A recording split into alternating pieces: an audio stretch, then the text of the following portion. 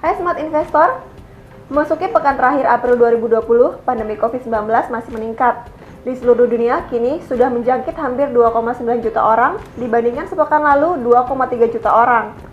Amerika Serikat kini sudah menjangkit hingga 956 ribu orang, dibandingkan sepekan lalu 732 ribu orang. Kami masih akan membahas kondisi pasar terkini di tengah wabah COVID-19. Ya Pak Remen, bagaimana update terbaru untuk pasar di tengah wabah COVID-19 nih Pak? Iya, Ika, kekhawatiran meningkat di pekan lalu. Nah, ini akibat turunnya harga minyak. Seperti yang terlihat di tabel ini, bursa saham mulai dari Asia hingga Eropa dan Amerika Serikat kembali melemah di penutupan pekan lalu untuk yang per April tanggal 24 April ya.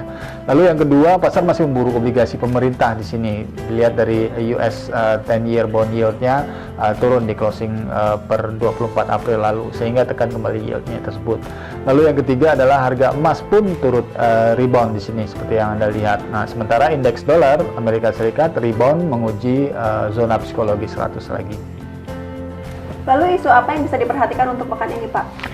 Ya, yang pertama itu adalah sidang moneter Bank Sentral ya. Di sini di pekan ini ada Bank Sentral Jepang BOJ pada hari Senin 27 April, lalu ada Bank Sentral Amerika Serikat The Fed ya, Amerika Serikat Kamis dini hari 30 April atau FOMC meeting yang di sini kita kenal.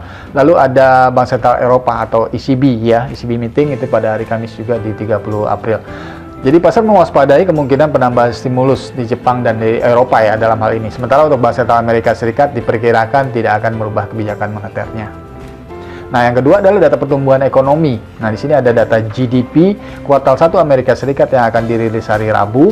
Ini estimasinya jelek ya. Jadi minus 4,0% dibandingkan kuartal sebelumnya plus 2,1%. Lalu ada data GDP kuartal 1 dari Eropa akan dirilis hari Kamis berikutnya. Estimasi juga jelek, minus 3,5% dari sebelumnya plus 0,1%. Nah, yang ketiga adalah data manufaktur. Di sini ada data manufaktur PMI Cina pada hari Kamis. Itu estimasi juga lebih jelek dari sebelumnya. Dirilis diperkirakan 51 dari sebelumnya 52. Nah, sementara yang penting mungkin di sini data manufaktur ISM Amerika Serikat periode April yang akan dirilis hari Jumat, estimasinya juga jelek, masih kontraksi di bawah level 50, yakni diperkirakan 36,7 dibandingkan sebelumnya 49,1. Untuk aset, apa yang bisa kita perhatikan di pekan ini Pak?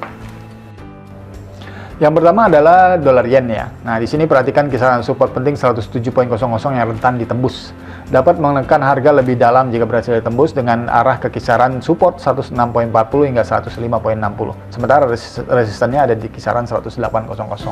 Yang kedua adalah euro dolar ya, kisaran bottom antara 1.0660 hingga 1.0770 masih berpotensi jadi support. Nah, selama ini efektif, maka rebound masih berpotensi dominan lagi dengan kisaran resisten di sekitar 1.0900 hingga 1.1000. Lalu yang berikutnya adalah emas ya. Nah, emas di sini kisaran 1.700 sampai 1.680 ini dapat berpotensi sebagai support yang bila efektif ini masih menunjang tren kenaikan harga emas dengan sasaran ke kisaran 1740 sampai 1770.